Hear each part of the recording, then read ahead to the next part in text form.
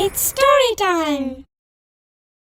ஒரு சின்ன பையனுக்கு என்ன சந்தேகம் வந்துச்சு, அந்த சந்தேகத்தோட விளைவு என்ன ஆச்சுன்னு இந்த கதையில் பார்க்கலாம். இது வரைக்கும் நம்ம சேனலுக்கு சப்ஸ்கிரைப் பண்ணலைன்னா உடனே சப்ஸ்கிரைப் பண்ணி பக்கத்தில் இருக்கிற பெல் பட்டனை கிளிக் பண்ணுங்க. ஸ்டோரி டைம் தமிழ் சேனலுக்காக உங்களுடன் ரவிசங்கர் பாலச்சந்திரன். கதையை கேட்கலாம் வாங்க. சிவகாசிங்கிற ஊரில் இருந்த ஒரு அரசு பள்ளிக்கூடத்தில் சரணும் சரசும் 3வது படிச்சுக்கிட்டு இருந்தாங்க. அவங்களோட வீடு அந்த ஊரோட புறநகர் பகுதியில் இருந்துச்சு. சரண் எப்பவுமே ரொம்ப தைரியமான பையன். ஆனால் சரசுக்கு சரண் அளவுக்கு தைரியம் கிடையாது. சரணோட தைரியத்துக்கு காரணம் அவனோட மாமா ராம்மோகன் காவல்துறையில் இருந்தது தான்.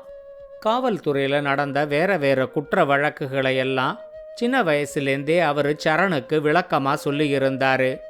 இதனால சரணுக்கு எப்பவுமே தன்னை சுற்றி என்ன நடக்குது அப்படிங்கிறத கூர்ந்து கவனிக்கிற பழக்கமும் வந்துடுச்சு. சரணோட வீடும் சரஸோட வீடும் புறநகர் பகுதியில் இருந்ததுனால சரணுக்கு பள்ளிக்கூடம் போயிட்டு வர்றதுக்கு அவங்க வீட்டில் ஒரு சைக்கிள் வாங்கி கொடுத்துருந்தாங்க. கொஞ்ச நாளைக்கு ஒரே சைக்கிளில் சரணும் சரஸும் பள்ளிக்கூடத்துக்கு போயிட்டு வந்துக்கிட்டு இருந்தாங்க. சரஸ் அவங்க வீட்டில் தனக்கும் ஒரு சைக்கிள் வேணும்னு கேட்டு அடம்பிடிச்சு கடைசியில் அவங்களும் சரஸுக்கு ஒரு சைக்கிளை வாங்கி கொடுத்துருந்தாங்க. ஆனால் தனியாக சைக்கிள் ஓட்டக்கூடாது, எப்போ சைக்கிள் ஓட்டினாலும் கூட சரணும் இருக்கணும் அப்படின்னு ஒரு நிபந்தனையும் போட்டிருந்தாங்க. இவங்க 2 பேரும் எப்பவும் ஒன்றா சேர்ந்து பள்ளிக்கூடத்துக்கு போயிட்டு வர்றதும் ஒன்றா சேர்ந்து ஊர் சுற்றுறதுமா இருந்ததுனால சரஸும் இந்த நிபந்தனைக்கு ஒத்துக்கிட்டான். ஒரு நாள் இவங்க 2 பேரும் பள்ளிக்கூடத்தில் இருக்கிறப்போ எதிர்பாராத விதமாக மதிய வேளையில் பாடம் எடுக்க வேண்டிய ஒரு ஆசிரியர் அன்னைக்கு வகுப்புக்கு வரல. அடுத்த வகுப்பாக விளையாட்டு நேரமும் சேர்ந்து வந்ததுனால இதை ஒரு வாய்ப்பாக பயன்படுத்திக்கிட்டு பல மாணவர்கள் பள்ளிக்கூடத்தோட விளையாட்டு மைதானத்துக்கு ஓடிட்டாங்க. சரஸ் சரண்கிட்ட அன்னைக்கு செய்ய வேண்டிய வீட்டு பாடங்களை இந்த வகுப்புலேயே உட்காந்து செஞ்சு முடிச்சுட்டா சாயந்தரம் ரொம்ப நேரத்துக்கு விளையாடலாம் அப்படின்னு சொல்லி கேட்டான். ஆனால் சரணுக்கு சும்மா இருக்கிறதுக்கு ஒரு வாய்ப்பாக கிடைச்ச இந்த வகுப்பில் வீட்டு பாடம் செய்ய மனசில்லை.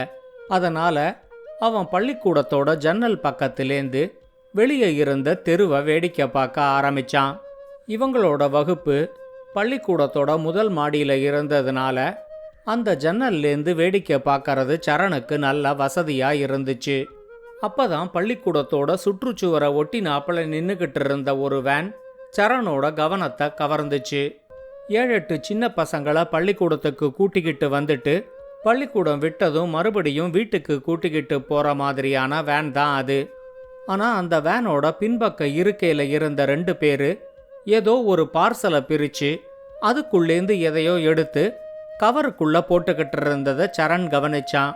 ராம்மோகன் கிட்ட குற்ற வழக்குகளை பற்றி நிறைய கதை கேட்டிருந்ததுனால சரணோட பள்ளிக்கூட பையில எப்பவுமே ஒரு பைனாக்குலர் இருக்கும். அந்த பைனாக்குலரை வச்சு அவங்க 2 பேரையும் கவனிச்சு பார்த்ததுல பார்சலுக்குள்ள கட்டுக்கட்டா 500 ரூபாய் நோட்டு இருந்தது சரணுக்கு தெரிய வந்துச்சு.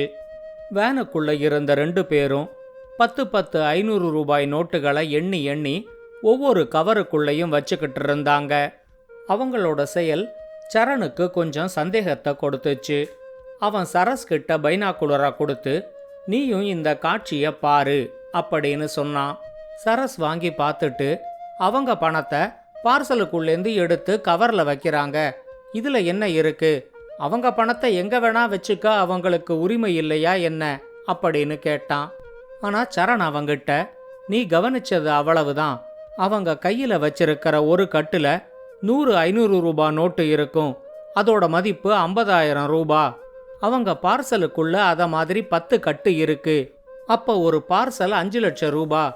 அதே மாதிரி அந்த வேனுக்குள்ள 3 பார்சல் வச்சிருக்காங்க, மொத்தமாக 15 லட்சம் ரூபாயை அவங்க எங்கேருந்து எடுத்துக்கிட்டு வராங்க, எதுக்காக அதை கவரில் பிரித்து போடுறாங்க, இதை என்ன செய்ய போறாங்கன்னு உனக்கு சந்தேகமே வரலையா?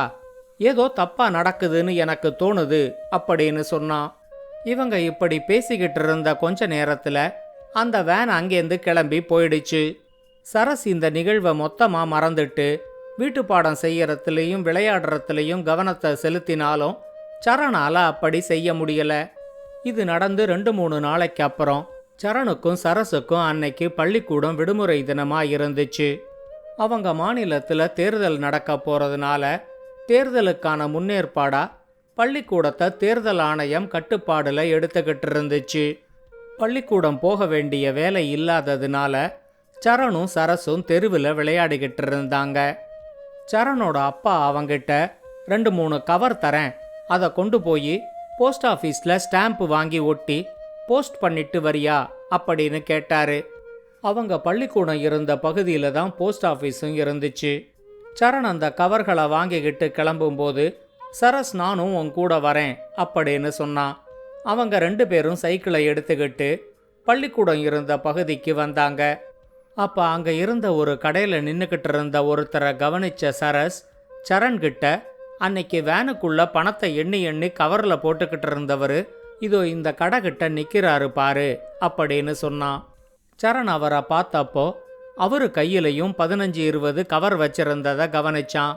அவன் உடனே சரஸ்கிட்ட அவரு கையில் இருக்கிற கவரில் ஏதாவது ஒரு கவர் எனக்கு வேணும், நான் போஸ்ட் பண்ண வச்சிருக்கிற 3 கவர் என் கையில் இருக்கு, நான் தெரியாம அவர் மேலே மோதுற மாதிரி மோதி அவர் கையில் இருக்கிற கவரெல்லாம் கீழே தள்ளி விடுறேன், நான் என்னோட 3 கவரை எடுக்கும்போது அவரோட ஒரு கவரையும் சேர்த்து எடுத்துக்குவேன், நீ மிச்சம் இருக்கிற கவரெல்லாம் கீழேந்து எடுத்து அவர்கிட்ட கொடுத்துட்டு போஸ்ட் ஆஃபீஸில் வந்து என்ன பாரு அப்படின்னு சொல்லிட்டு சரணோட பதிலுக்கு கூட காத்திருக்காம வேகமா ஓட ஆரம்பிச்சான். கடையில் நின்றுக்கிட்டு இருந்தவர் சரண் தன் மேலே மோத போறான்னு தெரிஞ்சு சுதாரிக்கிறதுக்குள்ள சரண் அவர் மேலே மோதி அவர் கையில் இருக்கிற கவரெல்லாம் கீழே தள்ளி விட்டுக்கிட்டு அவனும் உருட்டி அடிச்சுக்கிட்டு தெருவில் விழுந்தான். விழுந்த வேகத்தில் வேகமாக எழுந்திருச்ச சரண் தன்னோட 3 கவர்களையும் அவரோட ஒரு கவரையும் எடுத்துக்கிட்டு சாரி தெரியாம இடிச்சிட்டேன் அப்படின்னு சொல்லிட்டு அவரோட பதிலுக்கு கூட காத்திருக்காம அங்கேருந்து ஓடினான். அதுக்குள்ள அங்க வந்த சரஸ் அவருக்கு உதவி செய்யற மாதிரி கீழே கிடந்த கவர் எல்லாத்தையும் எடுத்து அவர்கிட்ட கொடுத்தான். தன்னோட கையில இருந்த கவர் எல்லாம் சரியா இருக்கான்னு அவர் எண்ணி பார்க்கறதுக்குள்ள சரணும் சரஸும் அங்கேருந்து காணாம போயிருந்தாங்க. தன்னோட 3 கவர்களை தபால்ல சேர்த்ததுக்கு அப்புறம் சரண் தங்கிட்ட இருந்த கவரை பிரிச்சு பார்த்தான். அதுக்குள்ள 4 500 ரூபாய் நோட்டோட ஒரு சின்ன பேப்பரும் இருந்துச்சு.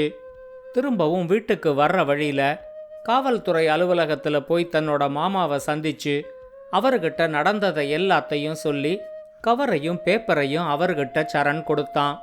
அந்த பேப்பர்ல இருந்த வார்டு, பாகம், தெரு பேரு இதையெல்லாம் பார்த்ததும் அது வாக்காளர்களுக்கு கொடுக்கறதுக்காக வச்சிருக்கிற பணம்னு ராம்மோகனுக்கு தெரிஞ்சிடுச்சு. அந்த 4 500 ரூபாய் நோட்டுல ஒரே ஒரு நோட்டை எடுத்து ராம்மோகன் தடவி பார்த்தாரு. இன்னொரு அதிகாரி கிட்ட அந்த நோட்டை கொடுத்து இதோட உண்மைத்தன்மையை மட்டும் கொஞ்சம் சரி பார்த்து சொல்லு அப்படின்னு சொன்னாரு.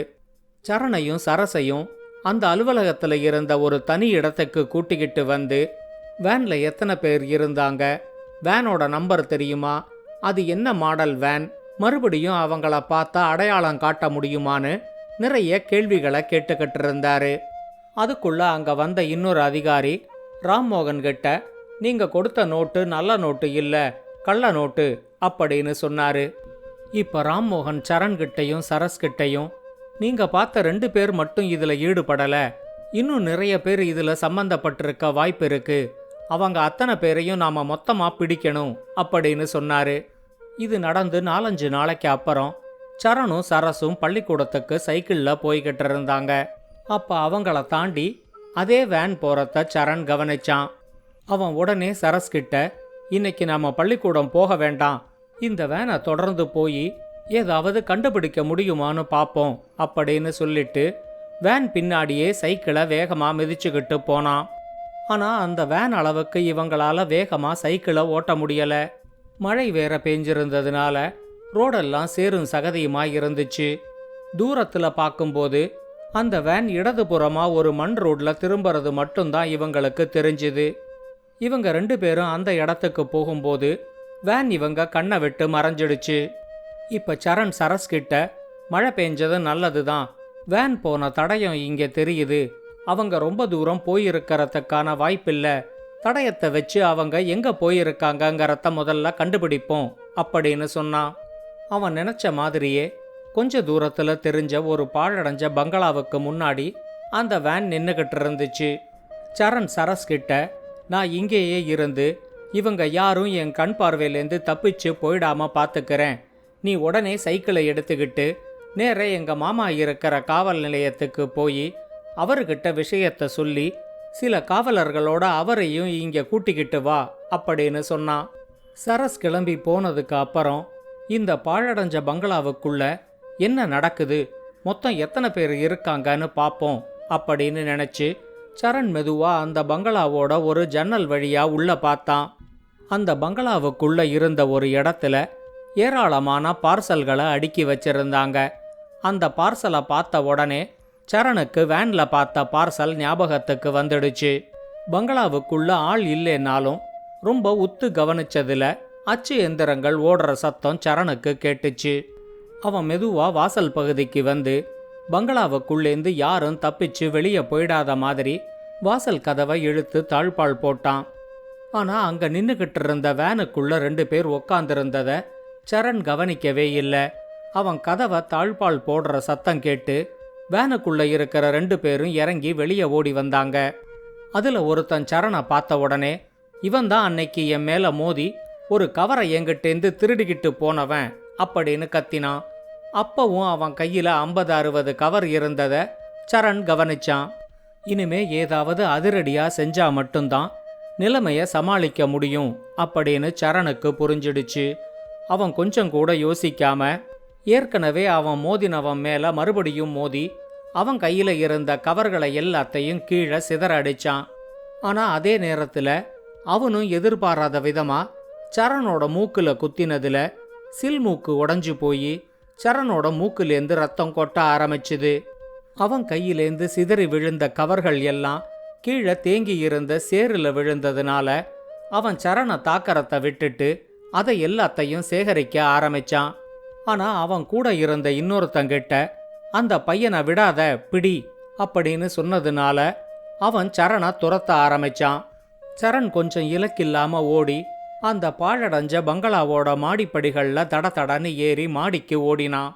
மேல்படி வரைக்கும் ஏறினவன் திடீர்னு திரும்பி தன்னோட முழு பலத்தையும் திரட்டி பின்னாடி துரத்திக்கிட்டு வந்தவனை எட்டி ஒரு உதவிட்டான். பின்பக்கமா மாடிப்படியில உருண்டு விழுந்தவன் கடைசி படி வர்றதுக்குள்ள நினைவிழந்து மொத்தமா மயங்கி சாஞ்சிட்டான். மாடி மேலேந்து சரண் பார்க்கும்போது அவனை தாக்கினவன் மட்டும் கீழே கிடந்த கவர்களை எல்லாம் குனிஞ்சு பொறுக்கிக்கிட்டு இருக்கிறத கவனிச்சான். உனக்கு படிப்பு தான் ஏறல, புத்தகத்தை அனுப்புறேன், இதை வச்சு ஏதாவது செய்ய முடியுமான்னு பாரு அப்படின்னு சொல்லிக்கிட்டே சரண் தன்னோட புத்தக பைய மாடியிலேந்து அவன் தலையில எரிஞ்சான். சரஸ் ராம்மோகனையும் நிறைய காவலர்களையும் கூட்டிக்கிட்டு அந்த பாழடைஞ்ச பங்களாவுக்கு வரும்போது சரண் சட்ட முழுக்க ரத்தத்தோட அந்த பங்களாவோட படிக்கட்டுல உக்காந்துருந்தான். பங்களாவோட படிக்கட்டுல மயங்கி கிடந்தவனையும் புத்தக பையால அடிபட்டு சேத்துல மயங்கி கிடந்தவனையும் ராம்மோகன் எழுப்பி விட்டு விசாரணைக்காக வண்டியில ஏத்தினாரு. அந்த பங்களாவுக்குள்ள பதுக்கி வச்சிருந்த 6 கோடி ரூபாய் கள்ள நோட்டுகளை பறிமுதல் செஞ்சதோட பங்களாவோட கீழ்த்தளத்துல கள்ள நோட்டு அச்சடிச்சுக்கிட்டு இருந்த 20 பேரையும் ராம்மோகன் கைது செஞ்சாரு. கள்ள நோட்டு அச்சடிக்கிறவங்களையும் வாக்காளர்களுக்கு பணம் கொடுக்க முயற்சி செஞ்சவங்களையும் ஒரு சேர பிடிச்சு கொடுத்த சரணுக்கும் சரஸுக்கும் பள்ளிக்கூடத்திலையும் மாவட்ட ஆட்சியர் அலுவலகத்திலையும் மிகப்பெரிய அளவில் பாராட்டு விழா நடந்துச்சு.